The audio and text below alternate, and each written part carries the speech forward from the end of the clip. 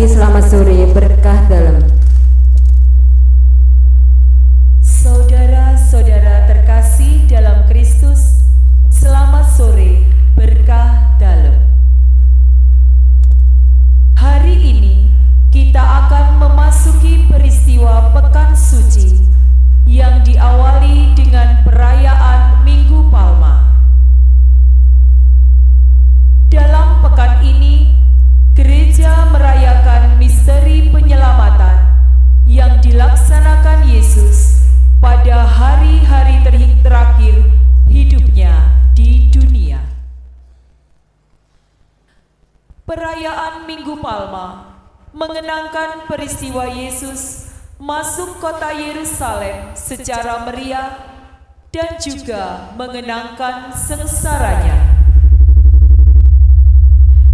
Penyambutan Kristus sebagai Raja dilaksanakan lewat pemberkatan dan perarakan daun palma. Misteri kurban keselamatan Kristus dikenang lewat perayaan Ekaristi yang dengan penekanan refleksi pada kisah sengsara Tuhan. Perayaan Minggu Palma terdiri atas 3 bagian. 1. Pemberkatan daun palma sebagai kenangan akan perjalanan Yesus ke Yerusalem yang dielu-elukan sebagai Raja. 2. Liturgi Sabda mengenang peristiwa kesengsaraan Yesus yang berpuncak pada kematian di kayu salib. 3. Liturgi Ekaristi. Marilah kita menjaga ketertiban dan keheningan dengan memastikan HP saudara-saudari dalam mode hening selama perayaan berlangsung. Kami menghimbau para orang tua untuk mendampingi anak-anaknya selama perayaan ini. Yang boleh menerima komuni adalah umat Katolik yang sudah dibaptis secara Katolik dan sudah menerima komuni pertama. Mari kita persiapkan diri untuk mengikuti seluruh rangkaian perayaan dengan hikmat dan terlibat aktif. Terima kasih, berkah dalam.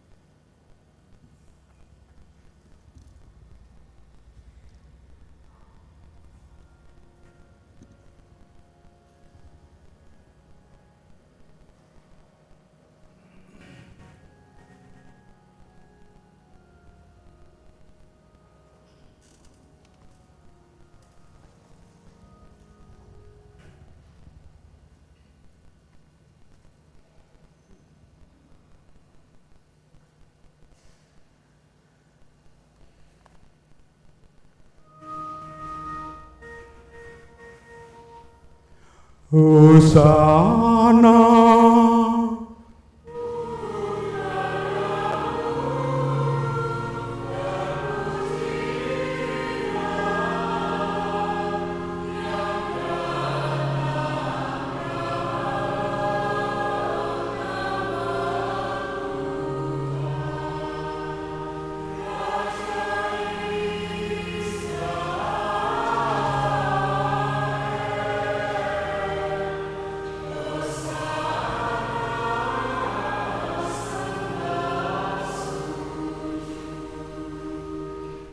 Bersyukurlah kepada Tuhan, sebab Ia baik, bahwasanya untuk selama-lamanya kasih setianya.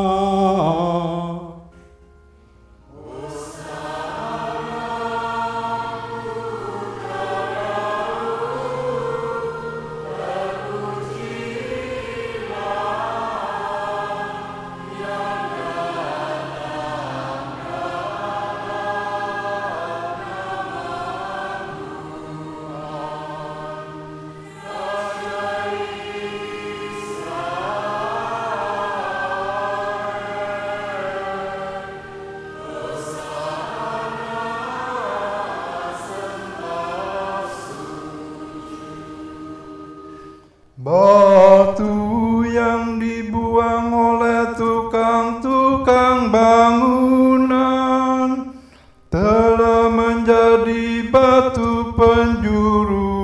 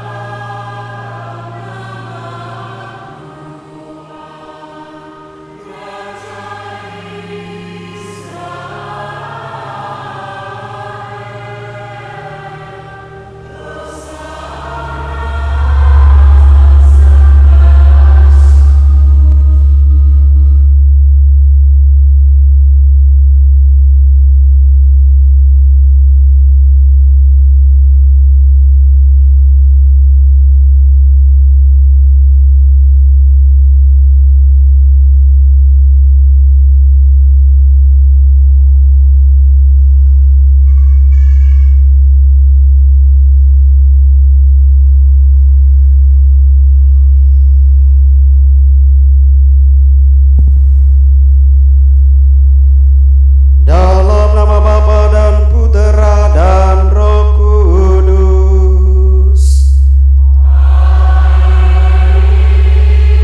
Kasih karunia dan damai sejahtera dari Allah Bapa dan dari Tuhan kita Yesus Kristus bersamamu.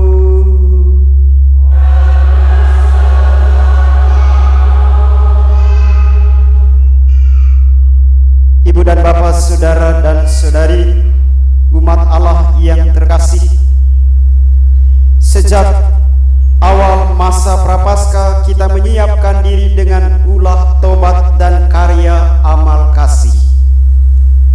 Pada hari ini kita semua berkumpul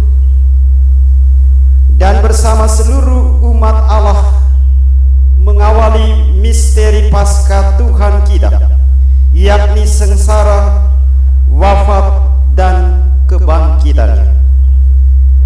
Untuk menggenapi misteri inilah Yesus memasuki Yerusalem kotanya. Oleh karena itu marilah dengan penuh iman dan bakti kita mengiringi Tuhan sambil mengenangkan peristiwa yang menyelamatkan itu. Dengan demikian kita memetik buah salib suci, yakni kebangkitan dan kehidupan.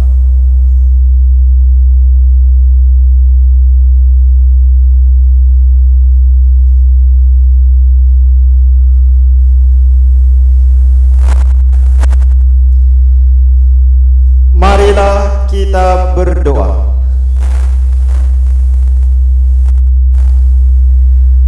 Allah Bapa yang Maha Kuasa dan Kekal, kuduskanlah dan berkatilah daun-daun palma ini.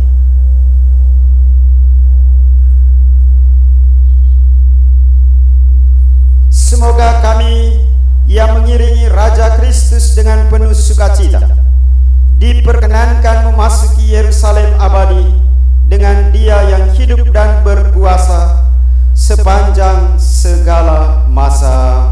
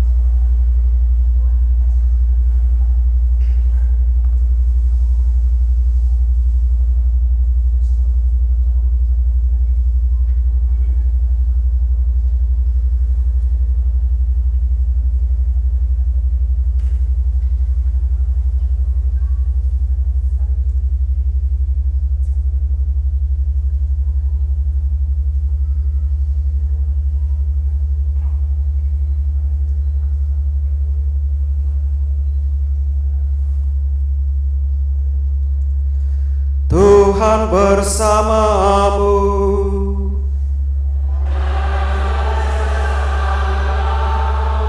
Inilah Injil suci menurut Lukas.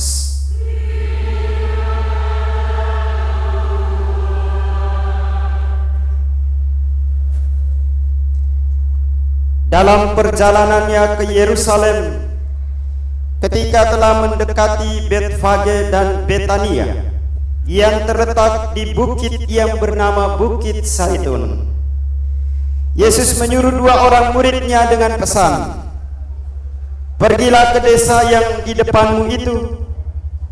Pada waktu masuk di situ, kamu akan mendapati seekor keledai muda tertambat yang belum pernah ditunggangi orang. Lepaskanlah keledai itu dan bawalah kemari. Jika ada orang bertanya kepadamu, mengapa kamu melepaskannya? Jawablah begini, Tuhan memerlukannya." Lalu pergilah kedua murid yang disuruh itu dan mereka mendapati segala sesuatu seperti yang dikatakan Yesus. Ketika mereka melepaskan keledai itu, berkatalah para pemiliknya, "Mengapa kamu melepaskan keledai itu?" Kata mereka, "Tuhan memerlukannya." Mereka membawa keledai itu kepada Yesus, lalu mengalasinya dengan pakaian mereka dan menolong Yesus naik ke atasnya. Sementara Yesus menunggangi keledai itu, mereka menghamparkan pakaiannya di jalan. Ketika Yesus mendekati Yerusalem, di jalan yang menurun dari Bukit Zaitun, mulailah semua murid yang mengiringi dia bergembira dan memuji Allah dengan suara nyaring, oleh karena segala mujizat yang telah mereka lihat. Kata mereka, "Terpujilah dia yang datang sebagai Raja dalam nama Tuhan. Damai di surga dan kemuliaan di tempat yang maha tinggi." Antara orang banyak itu berkata kepada Yesus, "Guru, tegurlah murid-muridmu itu." Jawab Yesus, "Aku berkata kepadamu, jika mereka ini diam, maka batu-batu ini akan berteriak." Demikianlah sabda Tuhan.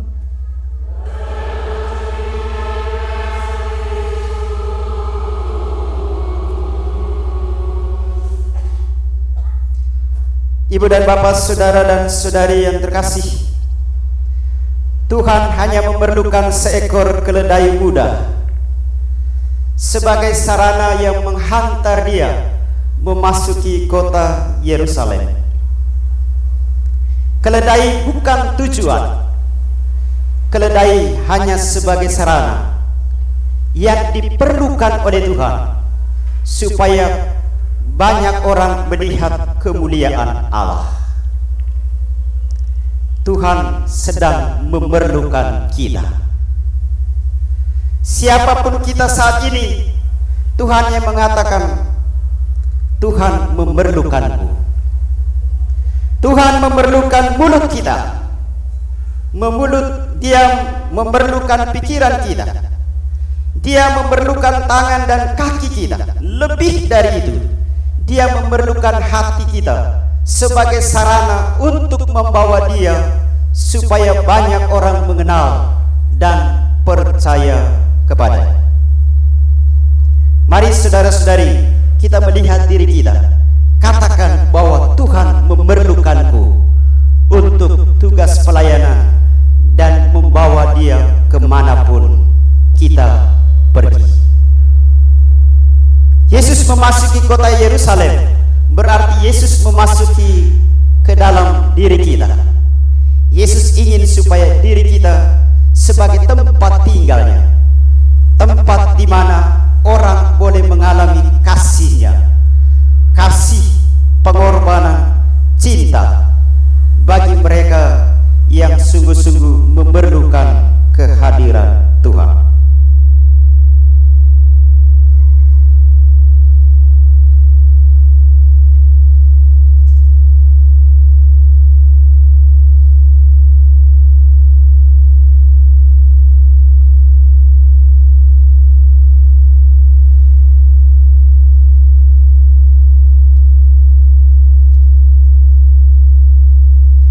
Saudara-saudariku yang terkasih, marilah kita mencontoh khalayak di Yerusalem yang mengeluh-elukan Yesus.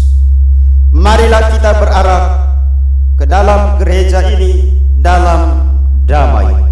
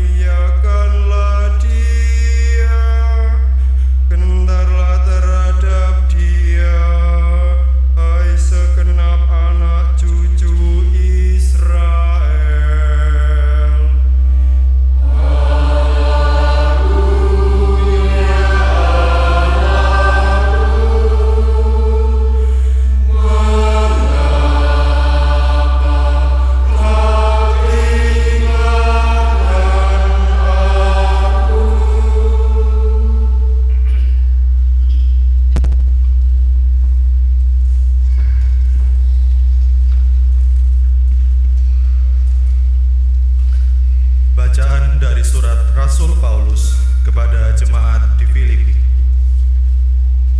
Saudara-saudara, walaupun dalam rupa Allah, Kristus Yesus tidak menganggap kesetaraan dengan Allah itu sebagai milik yang harus dipertahankan. Sebaliknya, Ia telah mengosongkan diri dan mengambil rupa seorang hamba dan menjadi sama dengan manusia. Dan dalam keadaan sebagai manusia, Ia telah merendahkan dirinya dan taat sampai mati, bahkan sampai mati di kayu salib.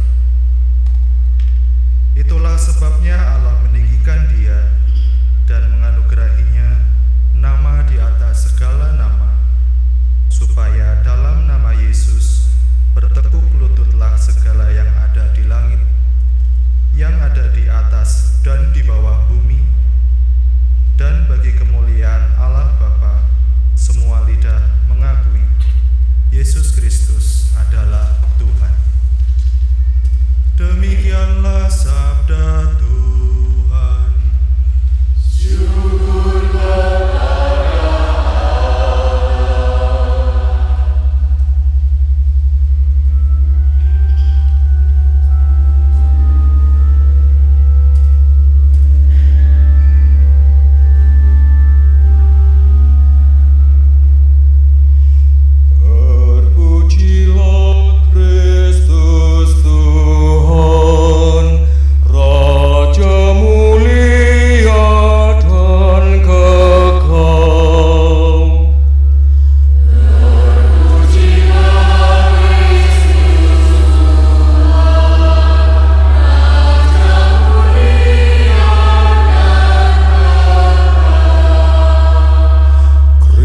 sudah taat bagi kita. Dia taat sampai mati, bahkan sampai mati di kayu salib. Itulah sebabnya Allah sangat meninggikan Dia dan menganugerahinya nama di atas segala nama.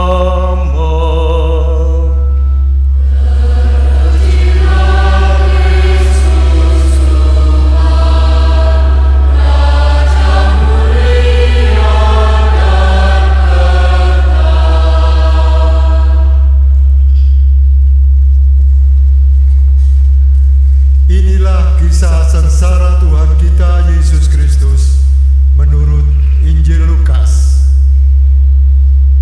Ketika tiba saatnya perjamuan Paskah, Yesus duduk makan bersama-sama dengan rasul-rasulnya.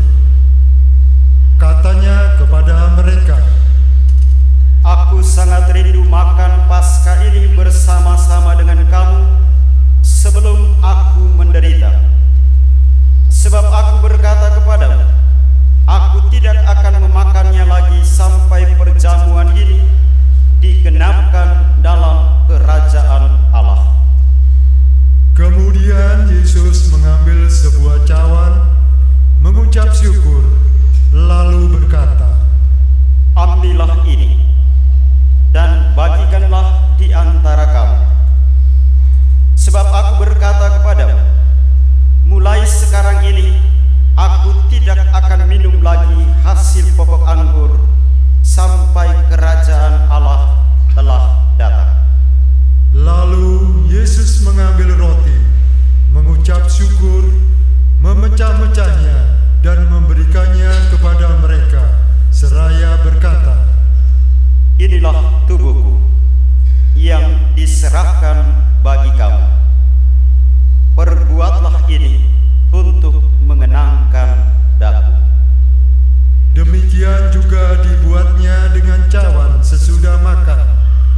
Ia berkata, "Cawan ini adalah perjanjian baru oleh darahku, yang ditumpahkan bagi kamu. Tetapi lihat, tangan orang yang menyerahkan aku ada bersama aku di meja ini. Sebab Anak Manusia memang akan pergi seperti yang telah ditetapkan.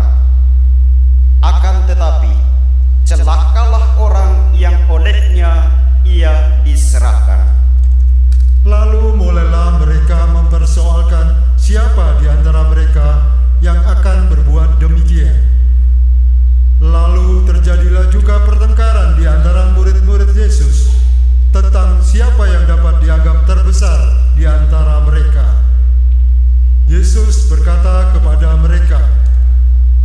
raja-raja bangsa memerintah rakyatnya, dan orang-orang menjalankan kuasa atas mereka disebut pelindung. Tetapi janganlah demikian di antara kamu. Yang terbesar di antara kamu hendaklah menjadi sebagai yang paling muda, dan yang pemimpin menjadi pelayan. Sebab siapakah yang lebih besar, yang duduk makan atau yang melayan? Bukankah dia yang duduk makan? Tetapi aku di tengah-tengah kamu sebagai pelayan. Kamulah yang tetap tinggal bersama-sama aku dalam pencobaan yang aku alami. Maka aku menentukan hak-hak kerajaan bagi kamu, sama seperti Bapakku menentukannya bagiku. Kamu akan makan dan minum semeja dengan aku di dalam kerajaanku, dan kamu akan duduk di atas takhta untuk menghakimi ke-12 suku Israel. Kemudian Yesus berkata kepada Petrus, Simon, Simon, lihat, iblis telah menuntut untuk menampi kamu seperti gandum. Tetapi aku telah berdoa untuk engkau, supaya imanmu jangan gugur. Dan jika engkau sudah insaf, kuatkanlah saudara-saudara. Jawab Petrus, Tuhan, aku bersedia masuk penjara dan mati bersama-sama dengan engkau. Tetapi Yesus berkata, Aku berkata kepadamu, Petrus, hari ini ayam tidak akan berkokok sebelum engkau 3 kali menyangkal aku. Lalu Yesus berkata kepada semua rasul, Ketika aku mengutus kamu dengan tidak membawa pundi-pundi, bekal dan kasut, adakah kamu kekurangan apa-apa? Jawab mereka, Suatu pun tidak. Katanya kepada mereka, Tetapi sekarang ini, siapa yang mempunyai pundi-pundi, hendaklah ia membawanya. Demikian juga yang mempunyai bekal. Dan siapa yang tidak mempunyainya, hendaknya ia menjual jubahnya dan membeli pedang. Sebab aku berkata kepadamu, bahwa nas kitab suci ini harus digenapi padamu. Ia akan terhitung di antara pemberontak-pemberontak, sebab apa yang tertulis tentang aku sedang digenapi. kata mereka. Tuhan, ini ada 2 pedang. Jawabnya, Sudah cukup. lalu pergilah Yesus keluar kota, dan sebagaimana biasa, ia menuju Bukit Zaitun. Murid-muridnya juga mengikuti dia. Setelah tiba di tempat itu, ia berkata kepada mereka, Berdoalah supaya kamu jangan jatuh ke dalam pencobaan. Kemudian Yesus menjauhkan diri dari mereka, kira-kira sepelempar batu jaraknya. Di sana ia berlutut dan berdoa, katanya, Ya Bapakku, jikalau engkau mau, ambillah cawan ini daripadaku.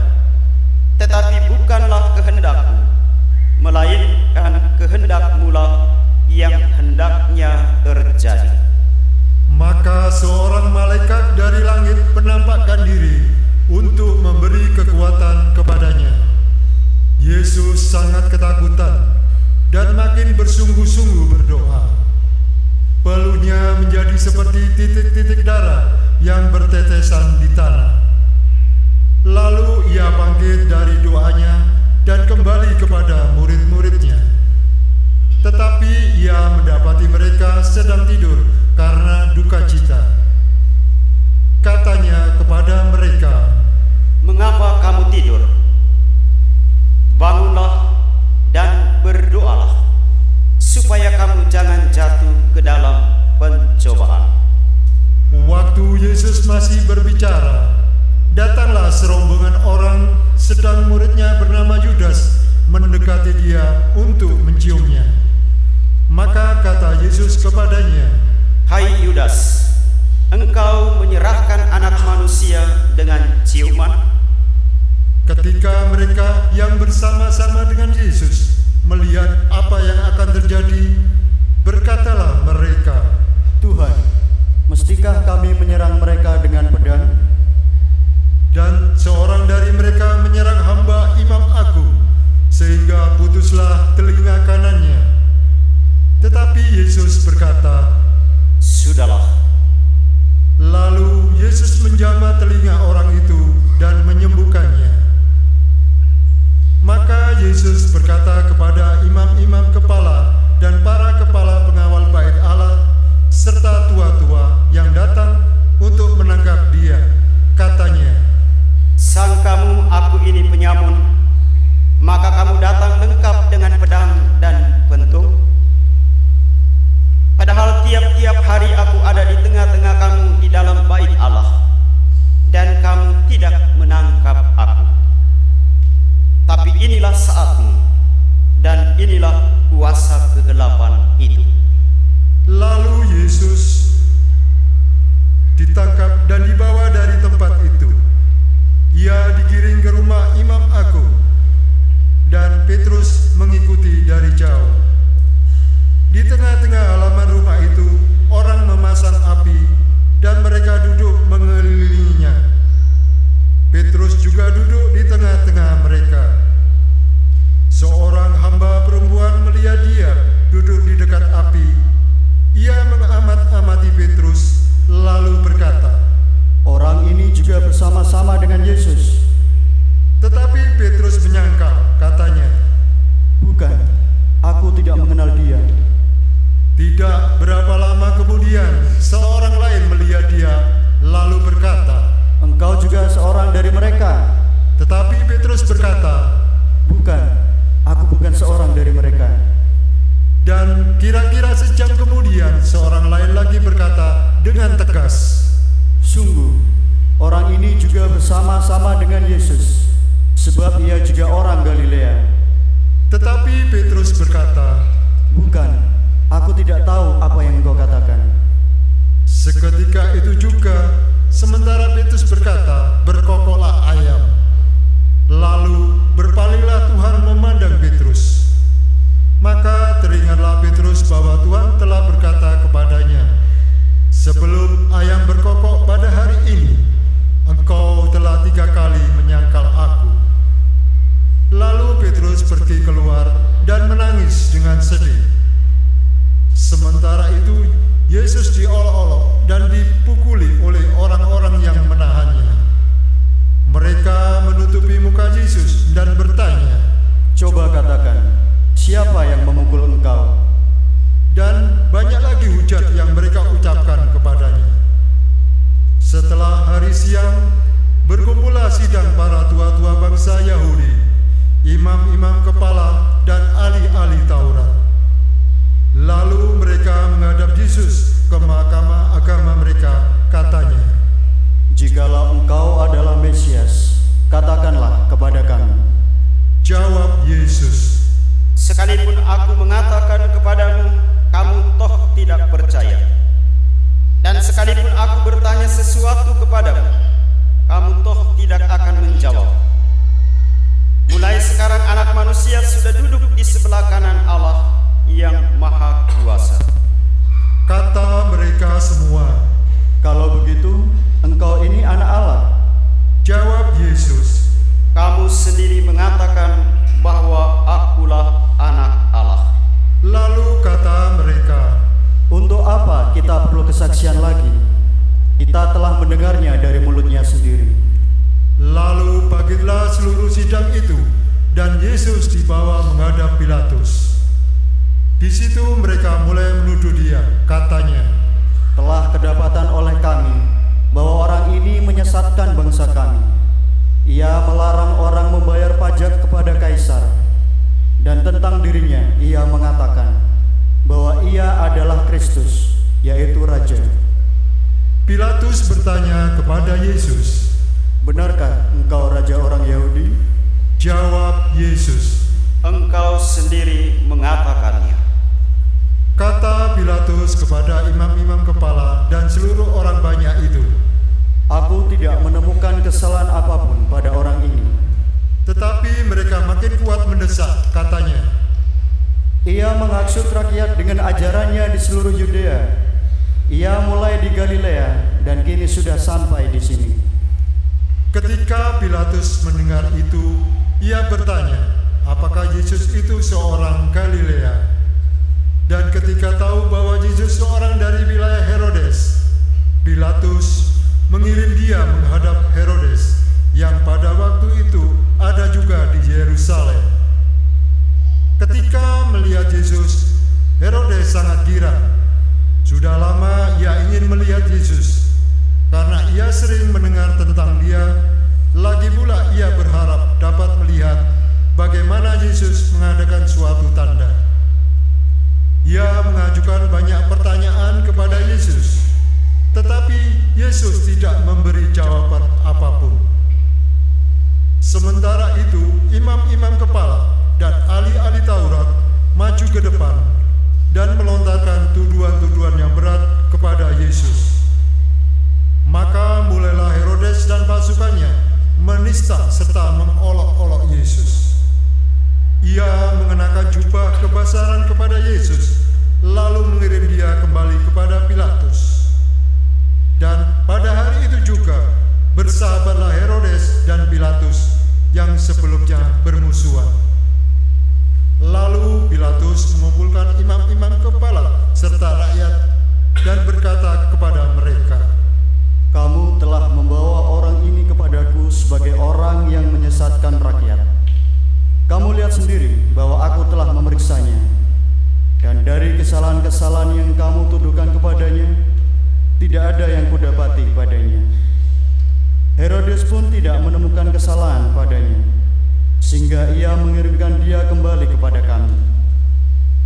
Sesungguhnya tidak ada suatu apapun yang dilakukannya yang setimpal dengan hukuman mati.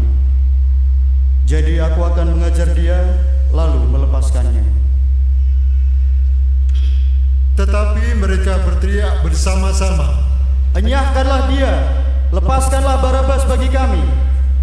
Barabas ini dimasukkan ke dalam penjara berhubung dengan suatu pemberontakan yang telah terjadi di dalam kota dan karena pembunuhan. Sekali lagi Pilatus berbicara dengan suara keras kepada mereka karena ia ingin melepas Yesus. Tetapi mereka berteriak membalasnya, "Salibkanlah dia, salibkanlah dia." Kata Pilatus untuk ketiga kalinya kepada mereka, Kejahatan apa yang sebenarnya telah dilakukan orang ini? Tidak ada suatu kesalahan pun yang kudapati padanya yang setimpal dengan hukuman mati. Jadi aku akan mengajar dia, lalu melepaskannya. Tetapi dengan berteriak mereka mendesak dan menuntut supaya Yesus disalibkan. Akhirnya mereka menang dengan teriakan mereka. Lalu Pilatus memutuskan supaya tuntutan mereka dikabulkan. Jadi Pilatus melepaskan Barabas yang dimasukkannya ke dalam penjara karena pemberontakan dan pembunuhan itu sesuai dengan tuntutan mereka. Ketika membawa Yesus untuk disalibkan, para serdadu menahan seorang yang bernama Simon dari Kirene yang baru datang dari luar kota, lalu meletakkan salib Yesus di atas baunya supaya ia memikul sambil mengikuti Yesus. Sejumlah besar orang mengikuti Yesus, di antaranya banyak perempuan yang menangisi dan meratapi dia. Yesus berpaling kepada mereka dan berkata, "Hai putri-putri Yerusalem, janganlah kamu menangisi aku, melainkan tangisilah dirimu sendiri dan anak-anakmu. Sebab lihat, akan tiba masanya orang berkata, berbahagialah perempuan mandul, berbahagialah perempuan yang rahimnya tidak pernah melahirkan dan tidak pernah menyusui. Maka orang akan mulai berkata kepada gunung-gunung, runtuhlah menimpa kami, dan kepada bukit-bukit, timbunlah kami. Sebab jika orang berbuat demikian terhadap kayu hidup, apakah yang akan terjadi Bersama Yesus digiring juga 2 orang lain, yaitu 2 penjahat untuk dihukum mati bersama-sama dengan dia. Ketika mereka sampai di tempat yang bernama Tengkorak, mereka menyalibkan Yesus di situ. Kecuali Yesus, disalibkan juga kedua orang penjahat itu, yang seorang di sebelah kanan, yang lainnya di sebelah kirinya. Ketika bergantung di salib, Yesus berkata, "Ya Bapa, ampunilah mereka, sebab mereka tidak tahu apa yang mereka perbuat." Dan mereka membuang undi untuk membagi pakaian Yesus. Orang banyak berdiri di situ dan melihat semuanya. Pemimpin-pemimpin mengejek Yesus, katanya, Orang lain ia selamatkan. Biarlah sekarang ia menyelamatkan dirinya sendiri, jika ia benar-benar Mesias, orang yang dipilih Allah. Juga prajurit mengolok-olok dia. Mereka mengunjukkan anggur asam kepadanya dan berkata, Jika engkau raja orang Yahudi, selamatkanlah dirimu. Ada juga tulisan di atas kepalanya, "Inilah raja orang Yahudi." Salah seorang dari penjahat yang digantung itu menghujat Yesus, katanya, Bukankah engkau Kristus? Selamatkanlah dirimu dan kami.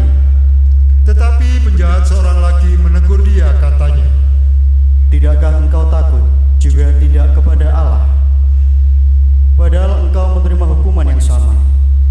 Kita memang selayaknya dihukum, sebab kita menerima balasan yang setimpal dengan perbuatan kita. Tetapi orang ini tidak berbuat sesuatu yang salah. Lalu ia berkata kepada Yesus, Yesus, ingatlah akan aku apabila engkau datang sebagai raja. Kata Yesus kepadanya, Aku berkata kepadamu, sesungguhnya pada hari ini juga engkau akan ada bersama-sama aku di dalam Firdaus.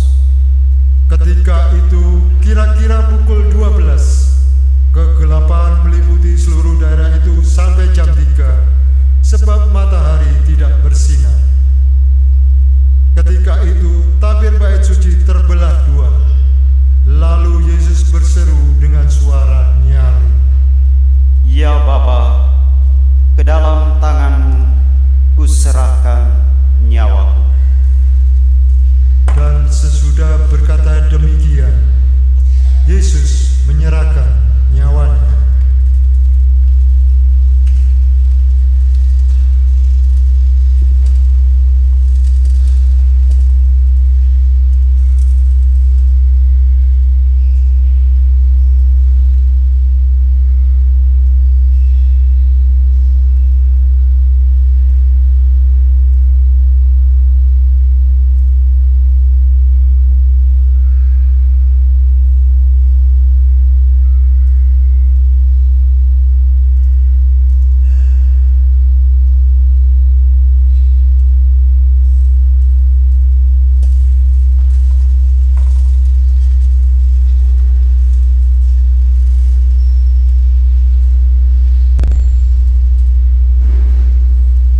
Ketika kepala pasukan melihat apa yang terjadi, ia memuliakan Allah, katanya, Sungguh, orang ini adalah orang besar.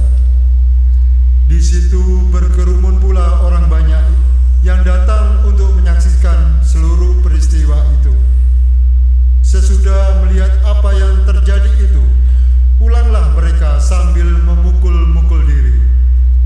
Semua orang yang mengenal Yesus dari dekat, termasuk perempuan-perempuan yang mengikuti dia dari Galilea, berdiri jauh-jauh dan melihat semuanya itu.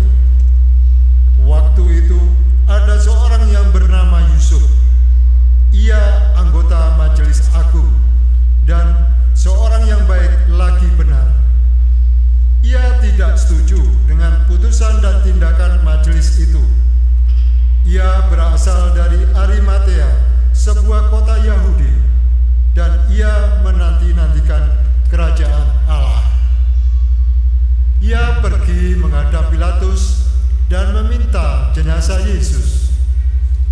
Dan sesudah menurunkan jenazah itu, ia mengapaninya dengan kain lenan, lalu membaringkannya di dalam kubur yang digali di dalam bukit batu, di mana belum pernah dibaringkan satu jenazah pun. Hari itu adalah hari persiapan dan Sabat hampir mulai. Perempuan-perempuan yang datang bersama Yesus dari Galilea ikut serta dan melihat kubur itu. Juga mereka melihat bagaimana jenazah Yesus dibaringkan. Setelah pulang, mereka menyediakan rempah-rempah dan minyak mur. Dan pada hari Sabat, mereka beristirahat menurut hukum Taurat. Demikian Injil Tuhan.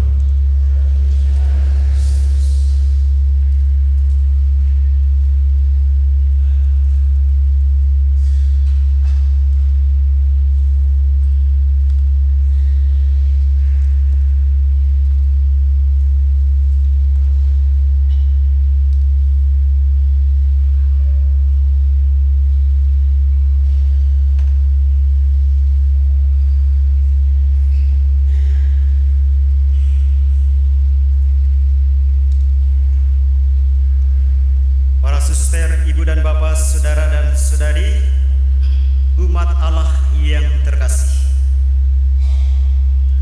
Kita sedang mengenangkan sebuah peristiwa yang pernah terjadi. Yesus memasuki kota Yerusalem. Dia disambut sebagai seorang raja. Semua bibir yang menyaksikan Yesus masuk kota Yerusalem menjadi tersejuk. Semua kata-kata pujian keluar dari mulut orang-orang yang sedang menyaksikan Yesus yang masuk kota Yerusalem. Bahkan pakaian mereka dibentangkan sebagai alas supaya Tuhan bisa lewat. Yesus dengan gagah perkasa duduk di atas keledai sambil mendengarkan pujian, terpujilah engkau yang datang sebagai raja. Yesus hadir sebagai raja bukan untuk menguasai, tetapi untuk melayani. Ada cerita, anekdot bahwa ketika Yesus sedang duduk di atas keledai muda itu, banyak orang bersorak-sorai. Keledai yang ikut pada saat itu pun mengangguk-angguk. Dia sangka dia sedang disambut oleh banyak orang, sementara yang disambut adalah Yesus. Tapi keledai, dia merasa saya yang disanjung-sanjung. Tetapi dalam kisah sengsara Tuhan yang kita dengarkan pada sore malam hari ini, kisah Yesus memasuki Yerusalem sebagai seorang raja berbalik total. Semua orang yang tadi berteriak dan tersenyum mencibirkan Yesus. Bukan lagi kata-kata pujian, tetapi kata-kata hinaan terlontar. Bahkan tidak satu orang pun yang memberikan selembar kain menutup luka saat Yesus diderai dengan darah, luka dan keringat. Tidak ada satupun yang peduli. Yesus yang dulu mendengar terpujilah engkau sebagai raja, kini mendengar salibkanlah dia. Oh manusia, begitu cepatkah Anda berubah? Mulut yang sama, kata yang sama, sifat yang sama, dalam hitungan detik, menit bisa berubah. Kini yang lebih mengerikan lagi, para murid Yesus pun bereaksi yang macam-macam. Yudas mencium Yesus bukan sebagai ciuman yang menunjukkan kasih sayang, tapi Yudas mencium Yesus sebagai sebuah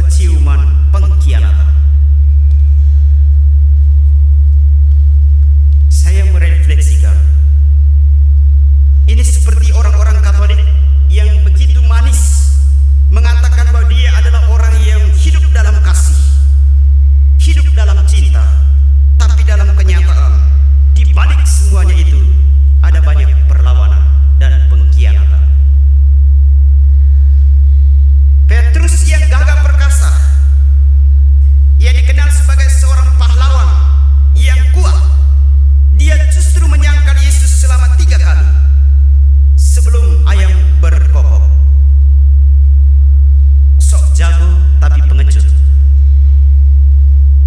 Saya berpikir, ini adalah orang-orang yang kadang-kadang mengatakan saya hebat sebagai orang Katolik.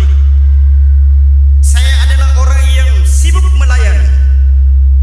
Saya adalah orang-orang yang peduli terhadap gereja. Sok pahlawan di dalam gereja. Tetapi sebenarnya dia bersembunyi di balik itu. Murid-murid yang lain dalam Injil tadi, mereka tertidur saat Tuhan sedang berdoa. Mengapa kamu tertidur? Berdoalah supaya kamu jangan jatuh ke dalam cobaan. Saya merefleksikan bahwa kenikmatan dunia membuat kita menjadi terlena, bahkan tertidur dalam urusan agama sekalipun. Kita menjadi orang yang tidak peduli dengan urusan gereja. Kita tidak peduli dengan urusan pelayanan karena kita sudah terbuai. Kita sudah tidur dengan kenikmatan-kenikmatan dunia. Saudara-saudari yang terkasih, semua orang meninggalkan Yesus, tetapi Yesus menghadapi semuanya dengan penuh cinta dan kasih. Semua orang berhenti untuk melakukan sesuatu kepada Yesus, tapi Yesus tetap mengasihi mereka sampai di atas kayu salib. Tidak ada pilihan lain selain kita mesti berubah. Berubah bukan sebagai pengkhianat, bukan sebagai orang yang sok pahlawan, bukan sebagai orang yang cuek bebek, bukan seorang yang masa bodoh, tapi kita mesti berjuang sebagai seorang seperti Yesus yang punya komitmen. Apapun yang dihadapi, penghinaan, kekerasan fisik dan kekerasan batin yang dia alami, tidak mempengaruhi dia untuk terus melakukan kehendak Allah. Keledai yang ditunggangi tadi sekarang berubah. Saliblah ia menjadi tempat di mana Yesus harus bergantung di atasnya. Tadi Yesus duduk di atas keledai, sekarang Yesus harus bergantung di atas kayu salib. Semuanya karena apa? Manusia berubah sesaat, tapi cinta Tuhan tetap dan tidak akan berubah. Sampai di atas kayu salib pun tadi dikatakan dia masih berdoa bagi kita semua yang melakukan dosa.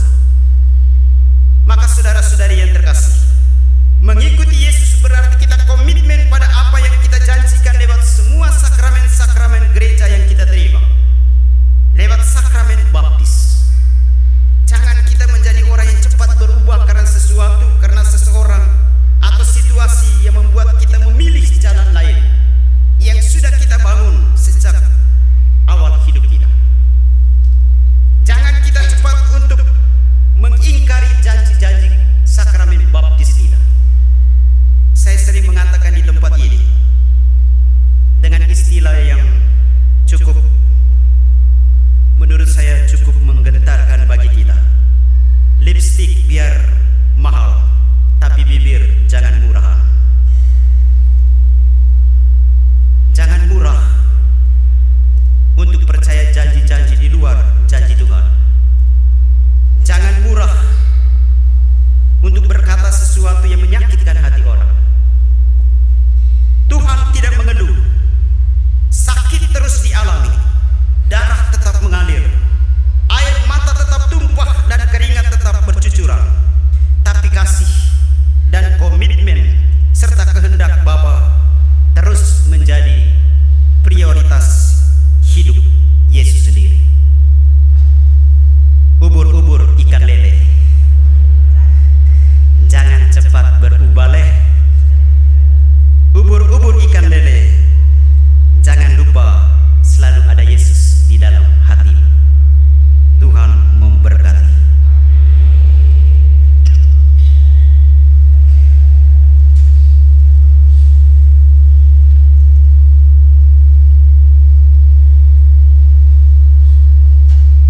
Mari kita berdiri, kita ungkapkan iman kepercayaan kita.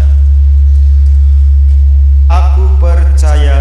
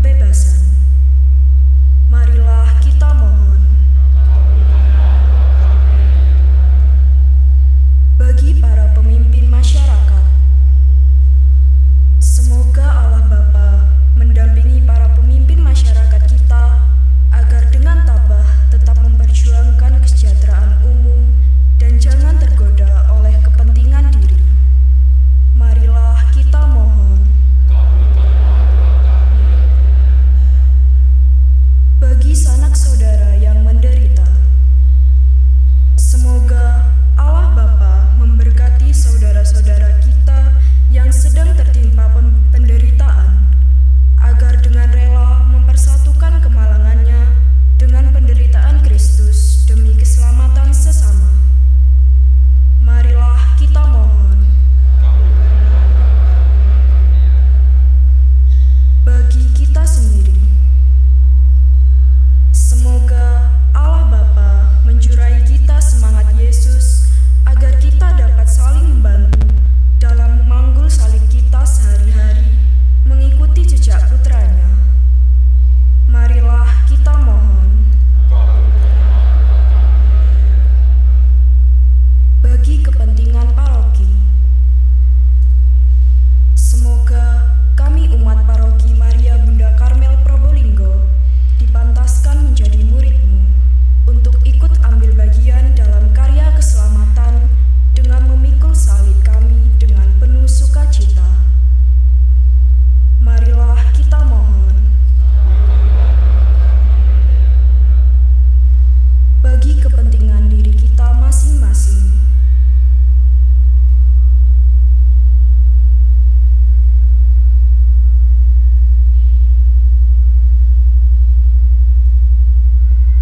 marilah kita mohon.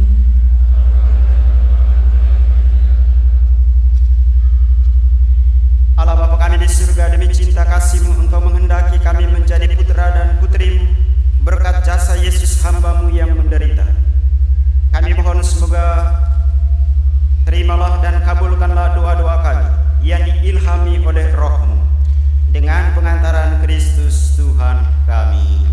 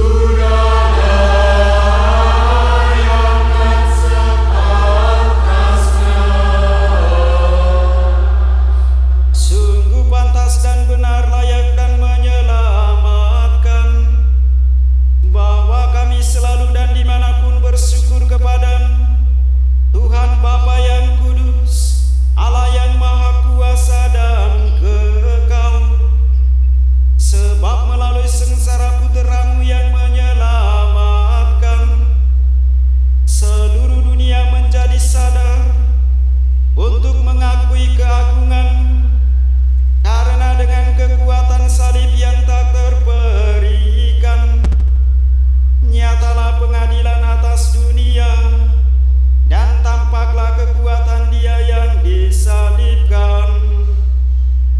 Maka Tuhan bersama para malaikat dan semua orang kudus, kami dengan sukacita memuliakan Dikau sambil bernyanyi.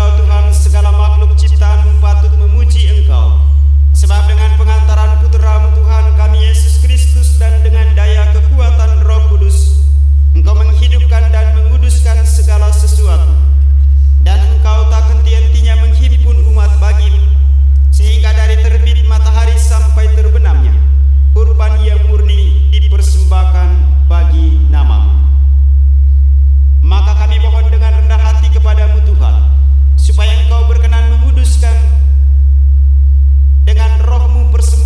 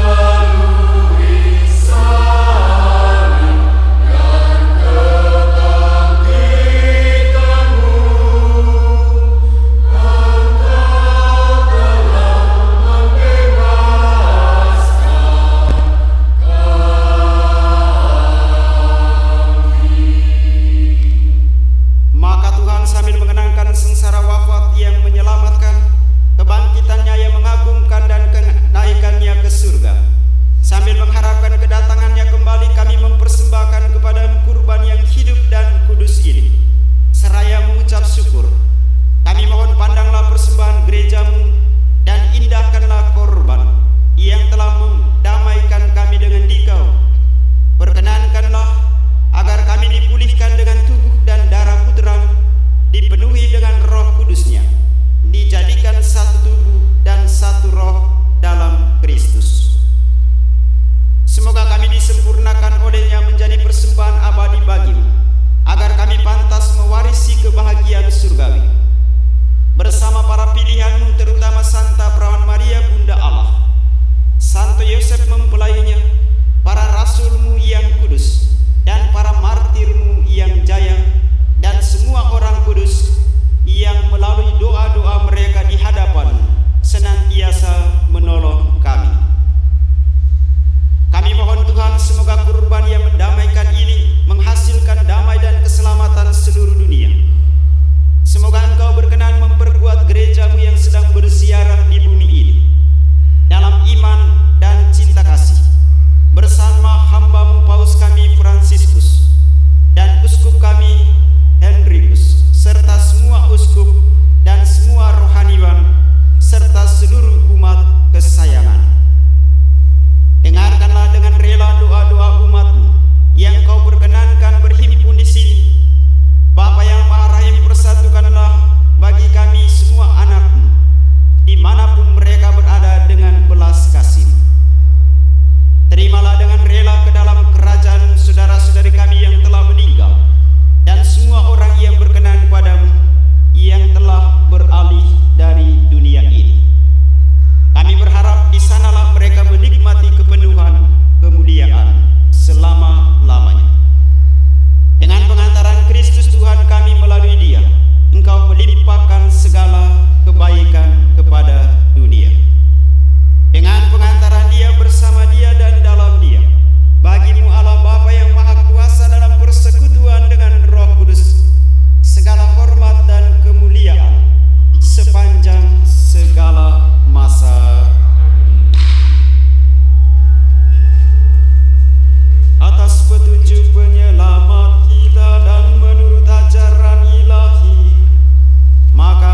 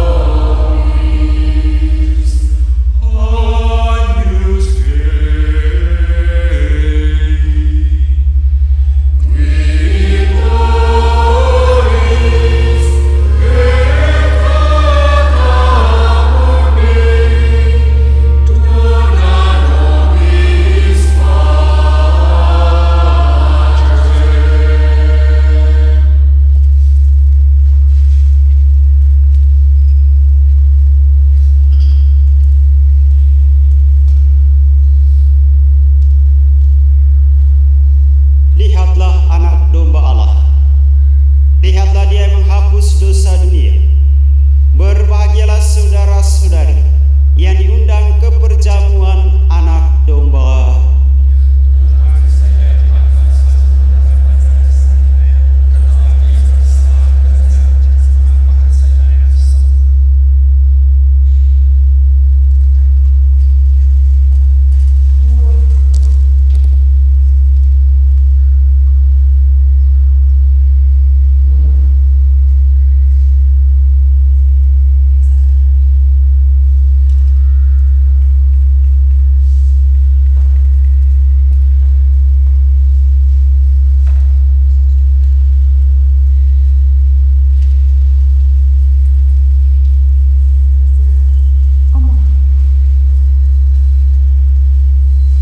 Mohon perhatian, yang diperkenankan untuk menerima komuni kudus yaitu yang sudah dibaptis secara Katolik dan sudah menerima komuni pertama, serta tidak terhalang oleh larangan menyambut komuni suci. Terima kasih.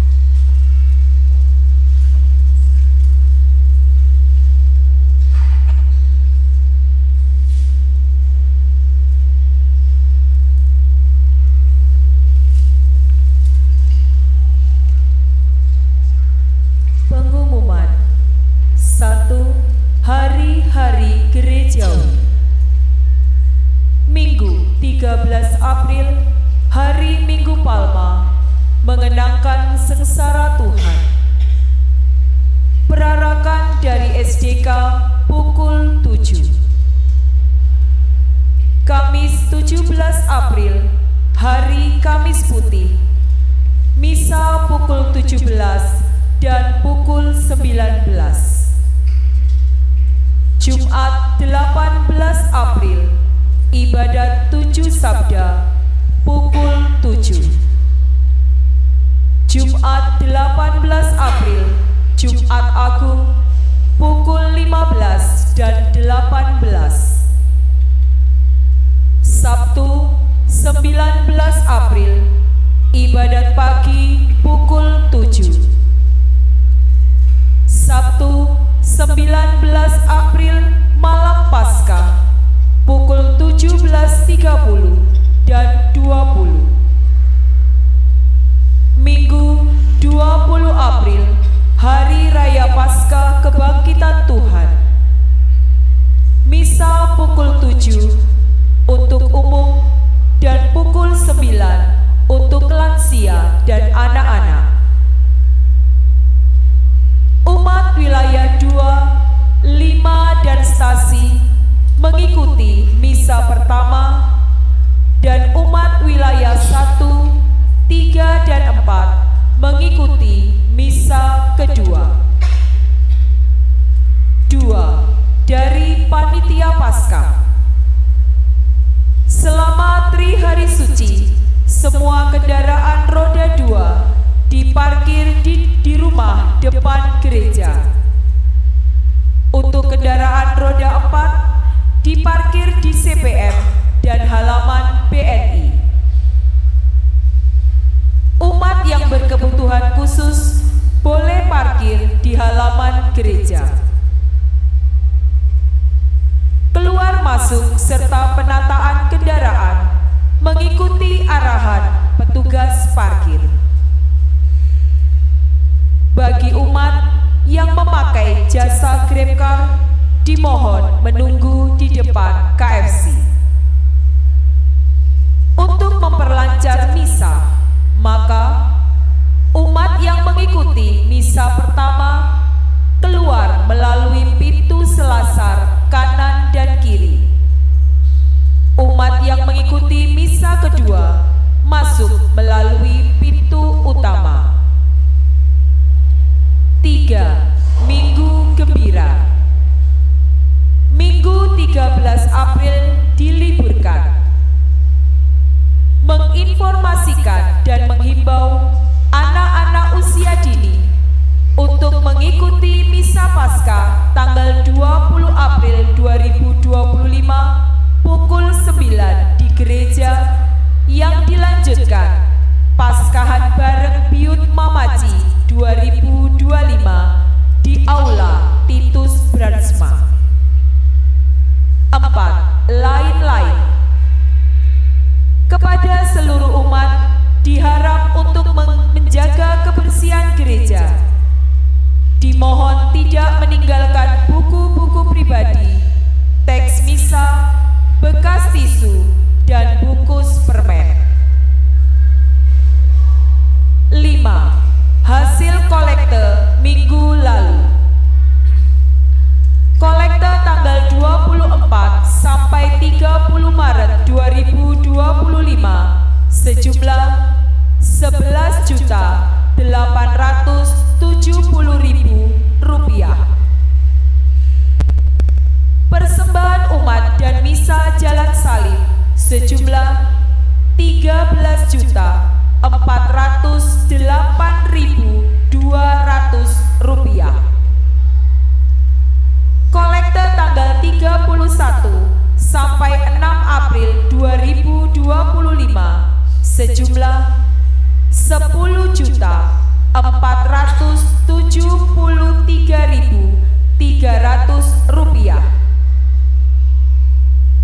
Persembahan umat dan Jumat pertama sejumlah Rp9.101.000. Parkir sejumlah Rp291.100.